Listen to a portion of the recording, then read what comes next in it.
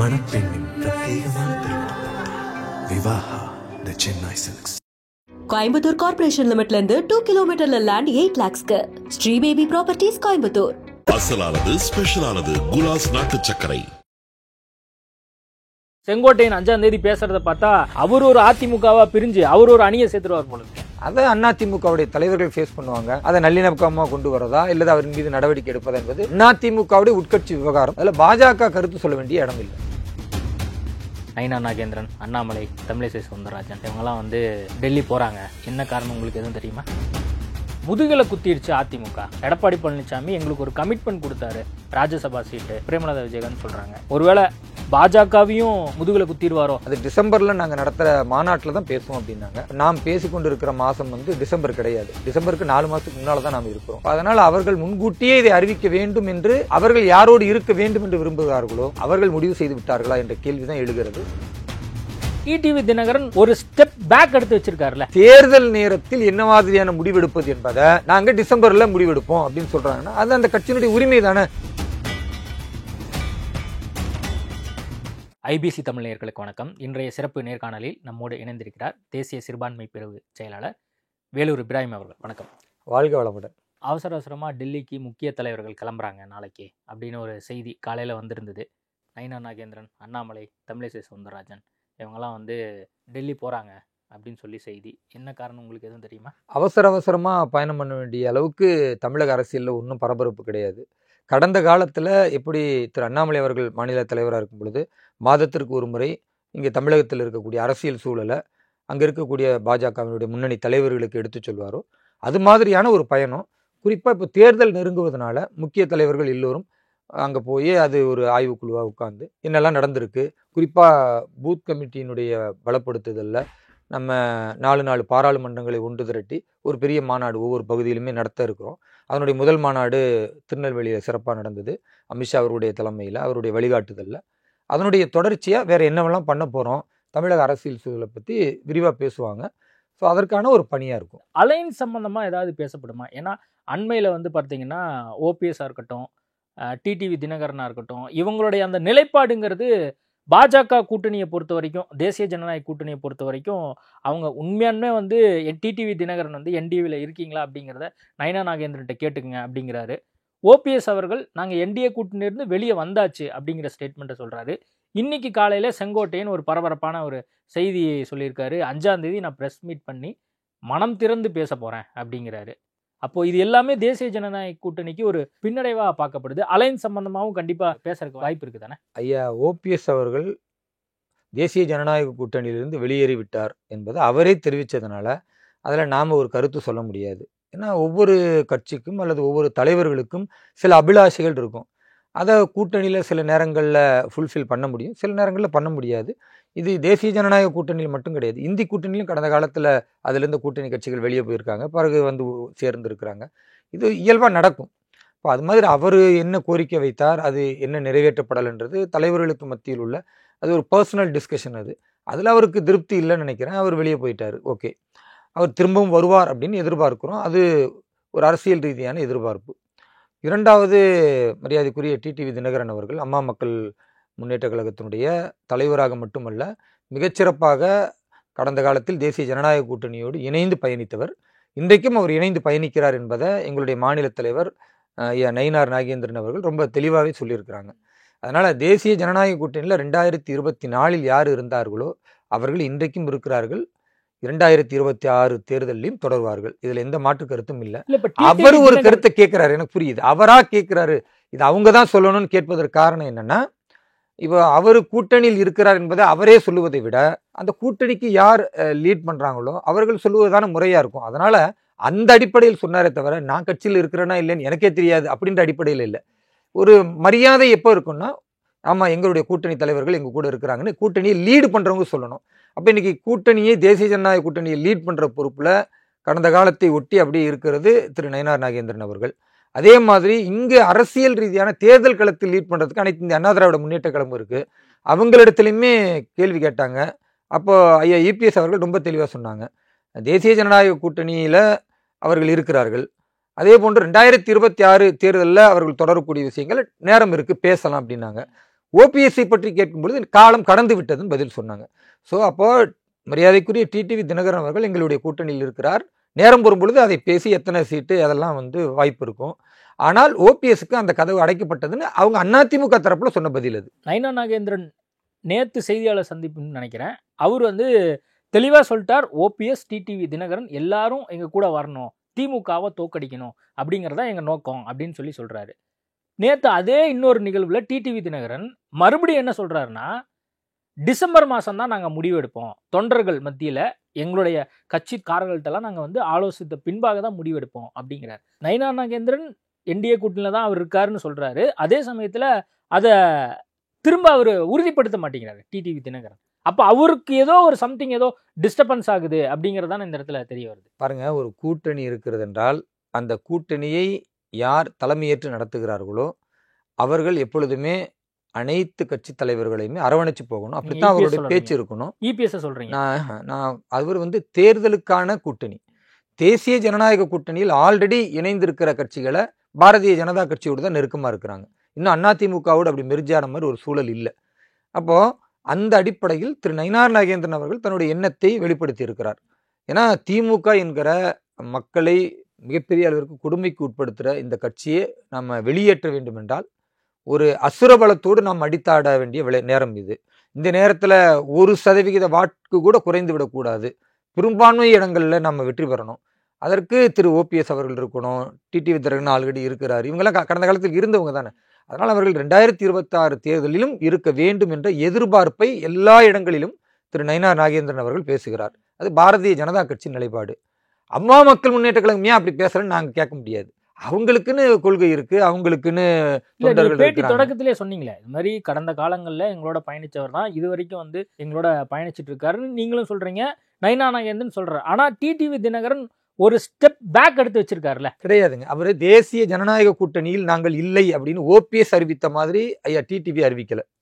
அந்த நிலை தான் போல இருக்கு. கிட்டத்தட்ட இல்ல, ரொம்ப தூரமும் இல்ல, நேரடியான வார்த்தைக்கு தான் நம்ம பதில் சொல்லணும். இல்ல அவர் சொன்ன எக்ஸாக்ட் வார்த்தையை நான் சொல்றேன். நான் சொல்லிடுறேன் அதை. நீங்க என்டிஏ கூட்டணியில் இருக்கீங்களா அப்படின்னு உங்க வார்த்தையில் சொல்றத என் வார்த்தையில் சொன்னா இன்னும் நல்லா இருக்கும். திரு ஓபிஎஸ் அவர்கள் தேசிய ஜனநாயக கூட்டணியில் நான் இல்லை, வெளியேறி விட்டேன் அப்படின்னு ஒரு தெளிவான ஸ்டேட்மெண்ட் கொடுத்துட்டார். அதனால அவர் வர வேண்டும் என்று எதிர்பார்க்கிறோம் அப்படின்னு நாங்க பேசுறது அது ஒரு நிலைப்பாடு, அரசியல் நிலைப்பாடு. ஏன்னா திமுக வீழ்த்தணும்னா வாக்குகள் சிதறிவிடக்கூடாது. கடந்த காலத்தில் அப்படி சிதறிய காரணத்தினால்தான் திமுக சட்டமன்றத்திலும் வென்றது, பாராளுமன்றத்திலும் வென்றது. அப்ப நிதர்சன ஒரு உண்மையை நாம புரிஞ்சிருக்கிறோம். வாக்குகள் பிரிந்து விடக்கூடாது என்பது ஒரு அடிப்படை.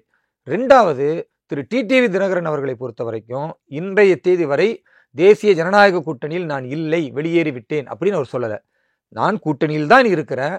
அதை நீங்க கூட்டணியில் இருக்கிறீங்களான்னு கேட்கும்போது என்கிட்ட எங்க கேட்குறீங்க, கூட்டணி தலைமை யார் இருக்கிறாங்களோ அவங்கள்ட்ட கேளுங்கன்னு நான் முடிச்சிடுறேன். அப்ப அவங்களும் சொல்லிட்டாங்க அவரு டிடிவி எங்களோடு தான் இருக்கிறாருன்னு திரு நயினார் நாகேந்திரன் அவர்களும் சொல்லிட்டாங்க. அடுத்தவர் என்ன சொல்லுகிறாருன்னா, தேர்தல் நேரத்தில் என்ன மாதிரியான முடிவெடுப்பது என்பதை நாங்க டிசம்பர்ல முடிவெடுப்போம் அப்படின்னு சொல்றாங்கன்னா அது அந்த கட்சியினுடைய உரிமை தானே. தேர்தல் நேரத்துல எவ்வளவு சீட்டு கேட்கணும், எந்த இடத்துல இருக்கணும், என்ன மாதிரியான விஷயங்கள்ல நம்ம ஒன்றுபட்டு செயல்படணும் என்பதை அவங்களுடைய கட்சி நிர்வாகிகளிடத்துல கேட்டு டிசம்பர் அறிவிக்கணும்ன்றது அது நியாயம் தானே. இப்ப எங்கள்கிட்டயே கேட்டா கூட என்ன சொல்லுவோம், இப்ப அதிமுக போய் நீங்க கேளுங்க பாஜகவுக்கு எத்தனை சீட் நீங்க கொடுப்பீங்கன்னு, அவங்களே அதான் சொல்லுவாங்க. தேர்தல் நேரத்தில் அது முடிவு செய்யப்படும். சீட்டுங்கிறது நம்மளால புரிஞ்சுக்க முடியும் சார். நான் என்ன கேட்கிறேன், இப்போ ஓபிஎஸ் குறித்து நயினா நாகேந்திரன் ஒரு ஸ்டேட்மெண்ட் வைக்கிறார். ஆனா அதிமுகவினுடைய பொதுச் செயலாளர் காலம் கடந்து விட்டது அப்படிங்கிறாரு. டிடிவி தினகரனுக்கு அது பொறுத்திருந்து பார்ப்போம் அப்படிங்கிறாரு. அப்போ நம்மளால உறுதியா பாஜகவால சொல்ல முடியலையே, நம்ம டிடிவி தினகரன் நம்ம கூட்டணியில தான் இருக்காரு, ஓபிஎஸ் நம்ம கூட்டணிக்கு வருவார் அப்படின்னு ஒரு கான்பிடண்டா இல்லாத ஒரு சூழல் இருக்கு. இப்ப தேசிய ஜனநாயக கூட்டணி ஒரு பலமான கூட்டணி அப்படின்னு நீங்க சொல்றீங்க. ஆனா 2 கட்சியை தாண்டி வேற எந்த ஒரு கட்சியுமே அபிஷியலா ஏற்க மறுக்கிறாங்கல்ல. உங்களுக்கு தெரியும், தேர்தலுக்கு 1 வாரத்திற்கு முன்னால் கூட கூட்டணிகள் மாறிய வரலாறு இருக்கு. இந்த பக்கம் பேசிக்கொண்டிருந்த சில கட்சிகள்லாம் இரவுல காலையில் இந்த பக்கம் கூட்டணி சேருவாங்க. அதே மாதிரி ஐயா வைகோ அவர்கள் கடைசி வரை அம்மையார் ஜெயலலிதா அவர்களோடு இருப்பேன் என்று சொல்லிட்டு நைட்டு வரைக்கும் பேசினவர் காலையில் போய் ஒரு புது கூட்டணியை உருவாக்கின வரலாறை பார்க்குறோம். அதே மாதிரி திமுகவை எதிர்த்து பேசக்கூடிய நேரத்தில் அதை விட ஒருவர் தமிழக அரசியலில் திமுக விமர்சிச்சிருக்க முடியாது. அந்த அளவுக்கு இதை செய்யறதுக்கு வேற தொழில் பண்ணிட்டு போயிடலாம். அது என்ன தொழில்னு நான் சொல்லணுமா, அது பல காலத்திலிருந்து இருந்துகிட்டே இருக்கிற தொழில், அது என்ன தொழில்னு உங்களுக்கு சொல்லணுமான்னு, இப்படி என்ன தொழில் சொல்லணும் என்ன தொழில் சொல்லணுமான்னு எல்லாத்தையுமே திமுகவுக்கு எதிராக பேசியவர் அவர். இந்த விவேக் ஒரு படத்தில் சொல்லுவார்ல, சொல்லக்கூடாதுன்னு எல்லாத்தையும் சொல்லிட்டேன். அந்த மாதிரி திமுகவை என்னவெல்லாம் விமர்சிக்க முடியுமோ அவ்வளவு அசிங்கமா கேவலமா விமர்சித்தவர் திரு வைகோ அவர்கள். அவரே இப்போ போய் கூட்டணியில் சேரலையா? அதனால தேர்தல் நேரத்தில் அமையக்கூடிய கூட்டணி என்பது அது கொள்கையையும் தாண்டி வெற்றி தோல்வியை முடிவு செய்யக்கூடிய ஒரு விதத்துல தான் அமையும். இப்போ இன்றைக்கு எங்களோட பாரதிய ஜனதா கட்சி, அனைத்து இந்திய அண்ணா திராவிட முன்னேற்ற கழகம், அதே போன்று பாட்டாளி மக்கள் கட்சி இருக்கிறது, டிடிவி தினகரன் அவர்கள் இருக்கிறார், அவங்களுடைய அம்மா மக்கள் முன்னேற்ற கழகம் இருக்கிறது, அதே மாதிரி பாரிவேந்தர் ஐயா இருக்கிறாங்க, அதே மாதிரி ஏசிஎஸ் ஐயா இருக்கிறாங்க. இவங்க எல்லாமே எங்களோடு தான் இருக்கிறார்கள். கூடுதலாக கூட்டணிக்கு யாரெல்லாம் வரப்போகிறார்கள், அது தேமுதிக வருமா அல்லது இன்னும் பல கட்சிகள் வருமா என்பதையெல்லாம் நாம் பொறுத்திருந்து பார்க்கணும். அதே வேளையில் பாரதிய ஜனதா கட்சியினுடைய நிலைப்பாடு திமுகவை வீழ்த்த வேண்டும் என்றால் அசுர பலம் தேவை. அந்த பலத்தை உருவாக்க வேண்டும் என்றால் நாம் இப்ப இருக்கிற இந்த நிலையில் வெற்றி பெறுவது என்பது நிச்சயமாக ஆட்சி அமைக்க உதவும். ஆனால் பெரும்பான்மை இடங்களை கைப்பற்ற வேண்டும், திமுகவை அடியோடு வேறு இருக்க வேண்டும் என்றால் எல்லா கட்சிகளும் ஒன்றிணைய வேண்டும் என்ற அடிப்படையில் தான் திரு நயினார் நாகேந்திரன் அவர்கள், ஓபிஎஸ் அவர்களும் வர வேண்டும். இன்னும் பல கட்சிகள் நாங்கள் எதிர்பார்க்கிறோம். அனைவரும் ஒன்று சேர்ந்து அரக்கர்களை திமுக என்கிற அராஜக ஆட்சியை ஒழித்து கட்டுவோம்னு அவர் பேசுறாரு. அதுதான் எங்கள் நிலைப்பாடு. செங்கோட்டையன் இன்னைக்கு காலையில பேசினதை பார்த்திருப்பீங்க. 5ஆம் தேதி மனம் திறந்து பேசுறேன்னு சொல்லியிருக்காரு. ஆல்ரெடி ஓபிஎஸ் நம்ம கூட வரணும் அப்படின்னு சொல்லி நயினார் நாகேந்திரன் சொல்றாரு. டிடிவி தினகரன் நம்ம கூட வரணும், நம்ம கூட தான் இருக்கிறாரு அப்படின்லாம் சொல்றாரு.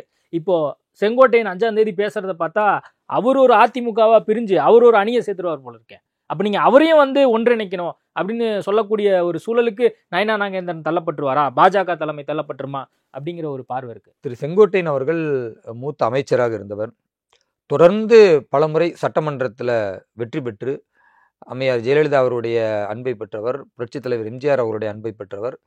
இன்னும் சொல்ல போனால் ஐயா யூபிஎஸ் அவர்கள் சுற்றுப்பயணம் ஆரம்பிக்கும் பொழுது அவர் பெருசா அதை விமர்சனம் பண்ணலை அல்லது வரவேற்பு தெரிவிக்கலை, எதுவுமே இல்லை என்ற சூழலில் கூட பிறகு அவர் ஒரு ட்வீட் பண்ணி வாழ்த்து தெரிவித்தார், சிறப்பாக நடந்துக்கிட்டு இருக்கின்ற கருத்தை எல்லாம் பதிய வைத்தார்.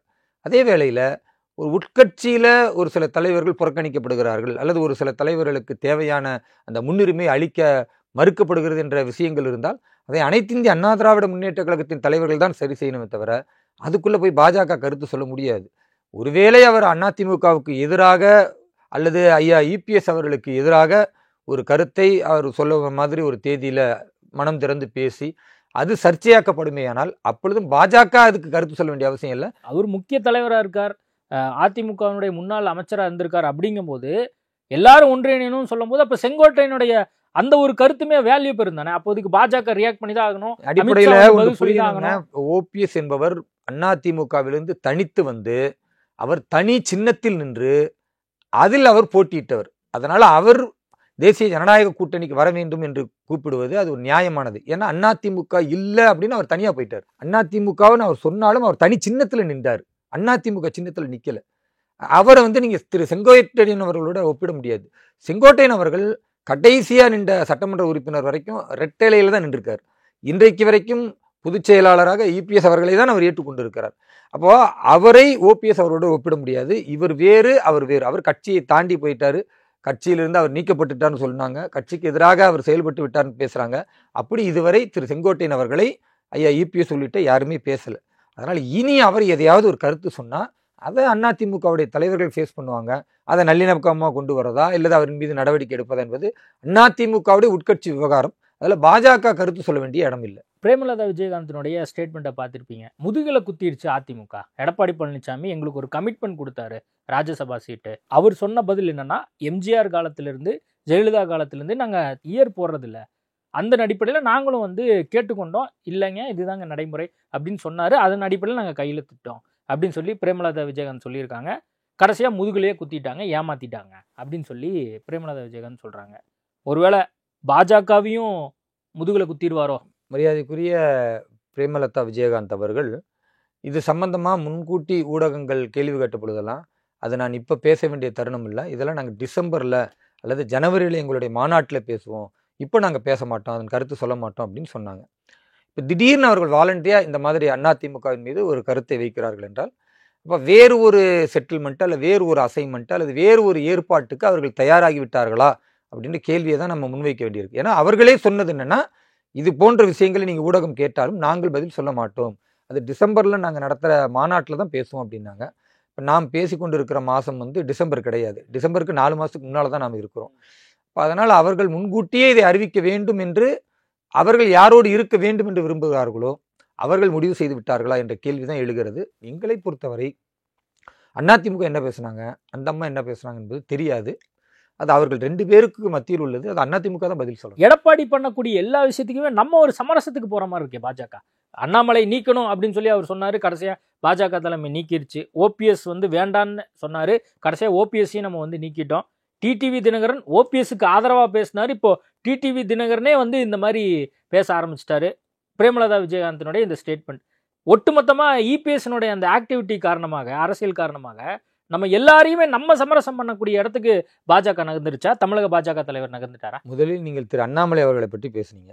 எந்த இடத்திலும் திரு இபிஎஸ் அவர்கள் அண்ணாமலையை நீக்கினால்தான் நாங்கள் பாஜகவோடு கூட்டணி சேருவோம் சொல்லலை.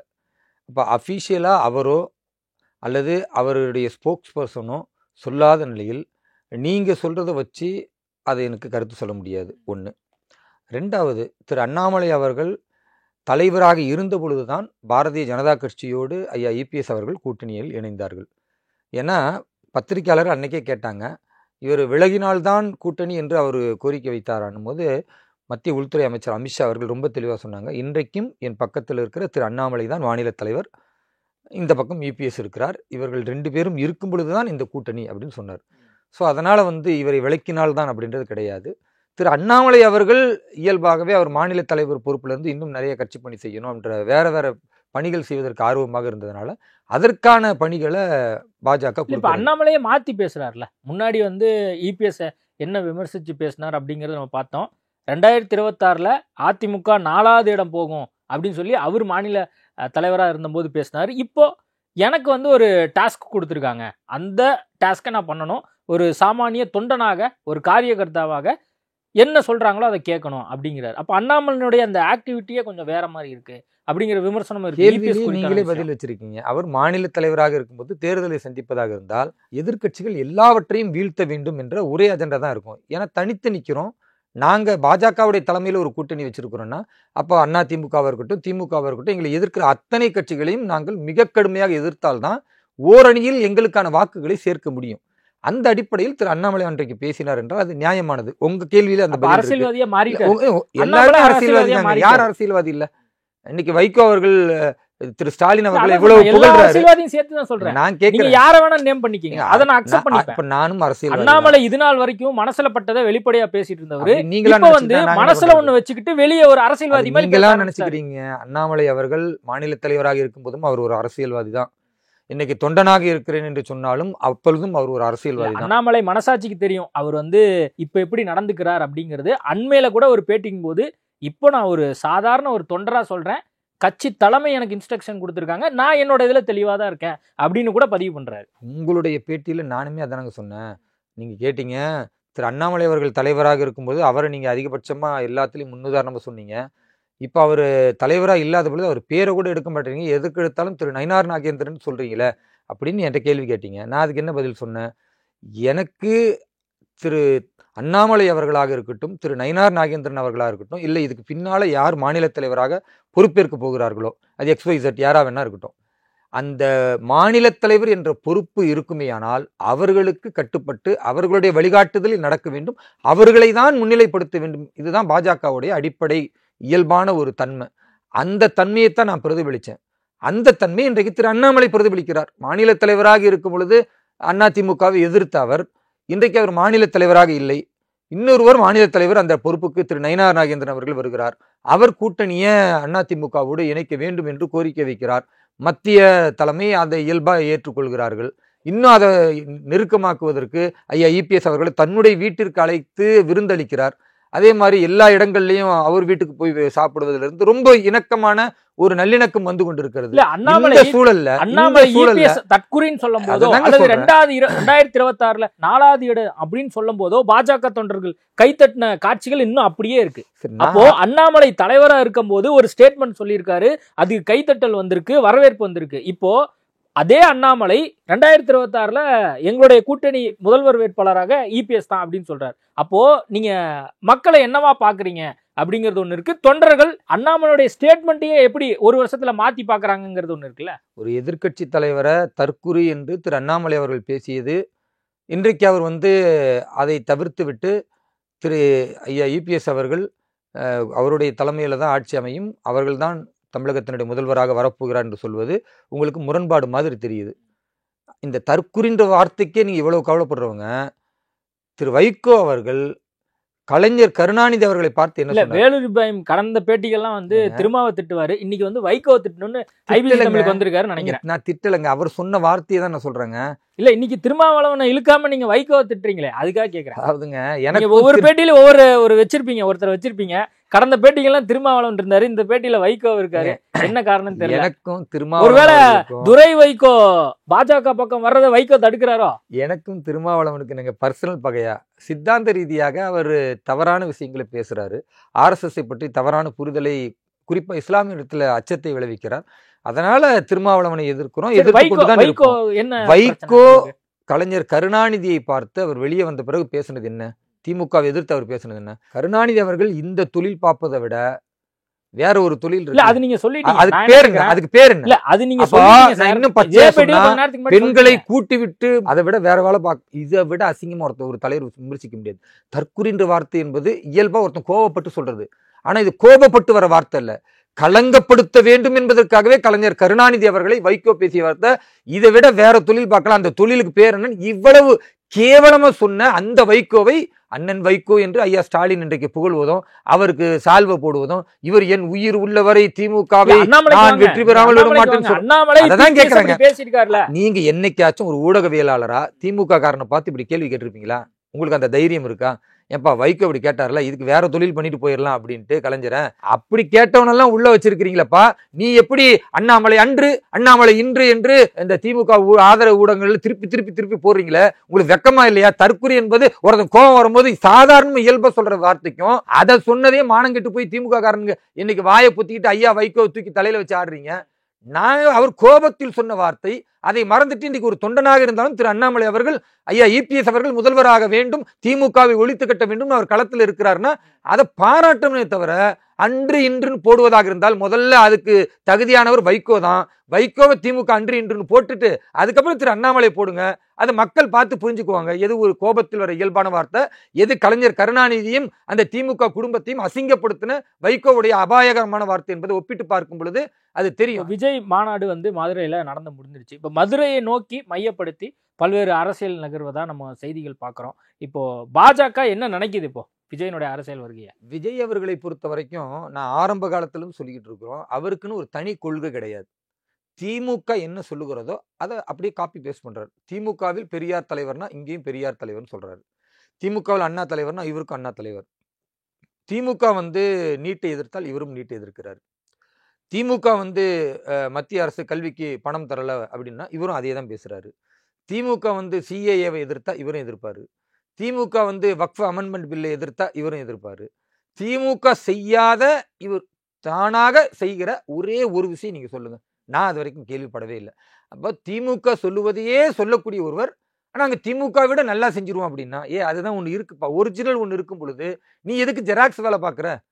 உனக்குன்னு ஒரு சித்தாந்தம், உனக்குன்னு ஒரு கொள்கை இருந்தா சொல்லலாமே தவிர எவ்வளவு காலம் தான் பாயாசம் பாசிசம் அப்படின்னு பேசுறதோ அல்லது சினிமா மாதிரி பாட்டு பாடிக்கிட்டு அதெல்லாம் ரசிகர்களாக தொண்டர்கள் ரசிப்பார்கள்.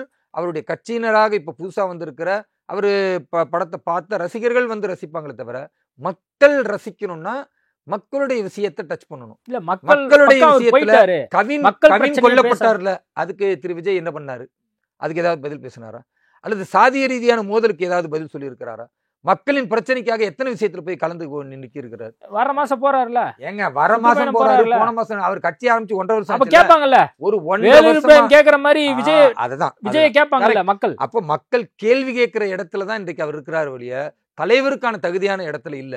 மக்கள் கேள்வி கேட்கக்கூடிய நேரத்தில் அவர் என்ன பதில் சொல்றான்னு வச்சுதான் அடுத்து நாம பேசணும். இன்றைக்கு திமுகவுடைய ஜெராக்ஸ் காப்பியாகத்தான் திரு விஜய் செயல்படுகிறாரே தவிர அவருக்கென்று ஒரு புரிதலோ ஒரு கட்சியை வழிநடத்தக்கூடிய ஆற்றலோ இல்லை. மக்கள் நடிகர் என்ற அடிப்படையில் ஒன்று திரள்கிறார்கள். கடந்த காலத்துல கமலஹாசனுக்கும் திரு விஜயகாந்த் அவர்களுக்கும் அதே போன்று ஐயா நடிகர் திலகம் சிவாஜி கணேசனுக்கு சேராத ஒரு கூட்டமா அவரை விடவா ஒரு ரசிகர் பட்டாளம்? அவங்களாம் வயசானதுக்கு அப்புறம் வந்தாங்க, அது மார்க்கெட் கிடையாதுங்க. போனதுக்கு அப்புறம் வந்தாங்க. இல்ல, அப்படி கிடையாது. விஜய் அப்படி வரலையே. நடிகர் திலகம் விஜயகாந்த் அவர்களா இருக்கட்டும், இல்ல நடிகர் திலகம் விஜயகாந்த்ல எப்ப சார் சிவாஜி கணேசன் அவர்களாக அவர் இருக்கட்டும், கட்டமைப்பை உருவாக்கி ஏங்க? வச்சிருந்தார். விஜயகாந்த் கட்டமைப்பை உருவாக்கி வச்சிருந்தாரு. அவர்கள் ஃபீல்ட்ல இருந்தாங்கங்க, நடிகர்களாக நடித்துக் கொண்டிருந்தார்கள்.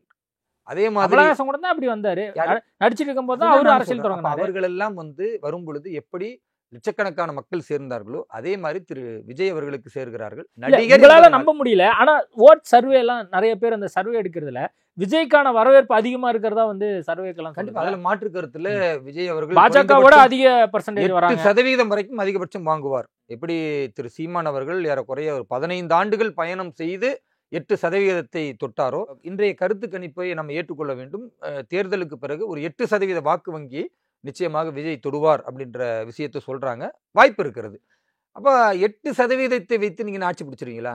8% வச்சு ஒரு அந்த எம்எல்ஏ கூட ஜெயிக்க 8% முடியாது. பாஜகவுக்கு போடுறவங்க சில பேர் இருந்திருப்பாங்கல்ல, அவங்க இப்ப விஜய் பக்கம் போறாங்கல்ல, அதை எப்படி பாஜக கையாள போகுது? பாரதிய ஜனதா கட்சியினுடைய வாக்கை நடிகர் விஜய் பெறவே முடியாது. வேறு கட்சி வாக்கை உடைப்பதற்கு சாத்தியம் இருக்கு. ஏன்? விஜய் ரசிகர்கள் பாஜக இருந்திருப்பாங்க. இப்போ விஜய் கட்சி தொடங்கிட்டாரு. பாஜக பக்கம் ஒரு பக்கம் வாக்கு போகுது, இன்னொரு பக்கம் விஜய்க்கு வாக்கு கூடுது.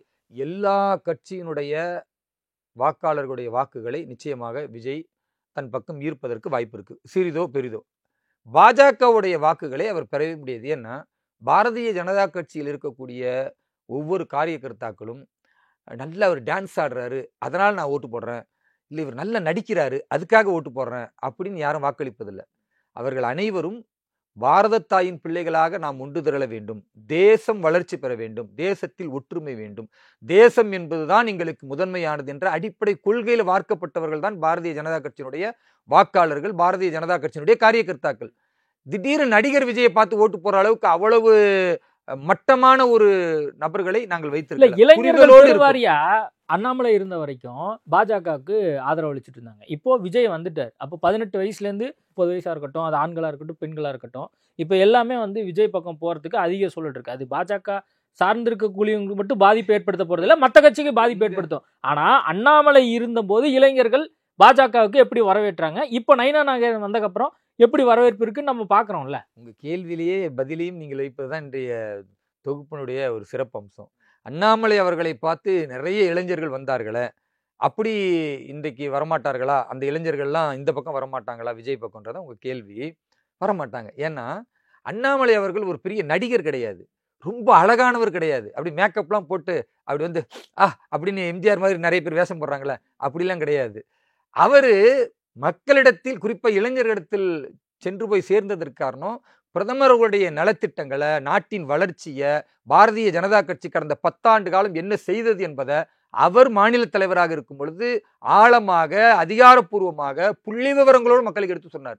அதுல ஈர்க்கப்பட்டு தான் இளைஞர்கள் வந்தாங்க. இல்ல அந்த ஊழல் செய்யற திமுகவை கடுமையா எதிர்த்தாங்க. அதை ஈர்க்கப்பட்டு தான் அந்த வந்தாங்க. ஓல்ட் பிள்ளை அதாங்க சொல்றேங்க, அண்ணாமலை என்ற ஒரு கேரக்டர் இல்லாம போயிடலாங்க. அண்ணாமலை எதை சொன்னாரோ, எதன்பால் இளைஞர்கள் ஈர்க்கப்பட்டார்களோ அது உண்மைதானே. இன்றைக்கு பாரத பிரதமர் திரு நரேந்திர மோடி அவருடைய தலைமையில ஒரு சிறப்பான ஆட்சி இருக்குதா இல்லையா? திரும்பவும் சொல்றேங்க, எதற்காக இளைஞர்கள் வந்தாங்க? அண்ணாமலை பார்த்து அவர் நல்லா அழகா இருக்கிறாரு, ரசிக்கிற மாதிரி இருக்கிறாரு, இவர் கண்ணு நல்லா இருக்குது, அவர் மூக்கு நல்லா இருக்கு, இப்படி பார்த்தா வந்தாங்க. அவர் சொல்ற பேச்சு சரியா இருக்கு, அவர் சொன்ன புள்ளி விவரங்கள் நாட்டின் வளர்ச்சியை பற்றி பேசுகிறது. அவர் திரு நரேந்திர மோடி அவர்களுடைய ஒவ்வொரு விஷயங்களையும் தமிழகத்துல சாதாரண பட்டிதொட்டி மக்கள் புரிந்து கொள்ளக்கூடிய வகையில் எடுத்து சொல்றாரு. அவர் சொல்லக்கூடிய ஊழல் இல்லாத ஆட்சி என்பதை திரு நரேந்திர மோடி நடத்தி காட்டியிருக்கிறார். அண்ணாமலை ஒன்னும் நடத்தி காட்டல. திரு அண்ணாமலை அவர்கள் வந்து ஒரு எம்எல்ஏவாயி இல்ல ஒரு எம்பி ஆகி இல்ல தமிழகத்தின் முதல்வர் ஆகி அதற்காகவாவது வந்தாங்களா? அண்ணாமலை என்ற நபருக்காக வரல. அண்ணாமலை அவர்கள் பேசிய பேச்சு, அவர் மக்களிடத்தில் பாஜகவை கொண்டு போய் சேர்த்த விதம், அவர் இந்த தலைமைத்துவமாக இருந்து கொண்டு கடுமையாக திமுகவுடைய ஊழலை எதிர்த்தது, இதுதான் வந்து இளைஞர்களை வென்றெடுத்தது. அந்த வென்றெடுத்த இளைஞர்கள் இப்ப எப்படி போய் விஜய் பின்னால போவாங்க? அவங்க வந்ததே எதுக்காக வந்திருக்காங்க? கொள்கை, புரிதல், தேசம் எல்லாத்தையும் முட்டாள் தாங்க விஜய் பக்கம் போவாங்க. புரிதல் உள்ளவன், புள்ளி விவரம் தெரிஞ்சவன், அண்ணாமலையால் ஈர்க்கப்பட்ட எந்த ஒரு இளைஞனாக இருந்தாலும் நிச்சயமா அவன் பாஜக இருப்பான். அவர் கொடுத்த புள்ளி விவரத்திற்காக, பாரத பிரதமர் நரேந்திர மோடி அவருடைய திட்டங்களை எடுத்து சொன்னதற்காக வந்த கூட்டம் அந்த இளைஞர் பட்டாலும் இன்றைக்கும் இருக்கும், என்றைக்கும் இருக்கும். சரி, ஓகே, நீங்க சொல்லியிருக்கீங்க அண்ணாமலையால என்ன பாஜகவுக்கு கான்ட்ரிபியூஷன் இருக்க போகுதுங்கிறது வரக்கூடிய நாட்கள்ல கண்டிப்பா தெரிய வரும். ஒருவேளை அவரும் டிசம்பர் மாசம் வேற ஏதாவது முடிவெடுக்க போறாரா அப்படிங்கிறத நம்ம பொறுத்திருந்து தான் பார்க்கணும். நேர்காணல் ரொம்ப கொடுத்ததுக்கு எதிர்பார்க்குறீங்க. மிக்க நன்றி. நன்றி, வாழ்த்துக்கள். மணப்பெண்ணின் பிரத்யேகமான திருமணம் Vivaha the Chennai silks. Coimbatore corporation லிமிட்ல இருந்து 2 கிலோமீட்டர்ல லேண்ட் 8 lakhsக்கு ஸ்ரீ பேபி ப்ராப்பர்ட்டிஸ் கோயம்புத்தூர். அசலானது ஸ்பெஷலானது குலாஸ் நாட்டு சர்க்கரை.